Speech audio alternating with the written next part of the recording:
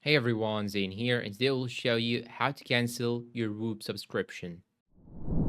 Now, you need to know that there are two main methods. The first method is to simply pause your membership, and to do that, you should go to membership section of the web app, then go and click on pause membership. Select the duration, you can select up to 3 months and confirm the pause, and it will take effect immediately. While paused, no data will be uploaded, it will not be billed, and you can resume at any time. And now, if you want to cancel your active membership, and if you want to cancel your subscription, you can go to membership section at app.whoop.com. Click cancel your membership at the bottom of the page. Select the applicable option based on your membership and status. Now, let's say that you want to resume your membership after pausing it. You can simply go back to membership section of the web app, then go and click on resume membership and confirm reactivation. If you resume within 90 days, Whoop will retain your data and avoid a recalibration period. After 90 days, your biometric baseline will be reset and a recalibration period will be required. And if you want to cancel your free trial, you should first open the Whoop app, navigate to the More tab, then My Account Membership, and follow the in-app cancellation flow to initiate your return. Download the provided return label or QR code to be scanned by the carrier. Mail your return within 7 days of requesting the return label to avoid charges.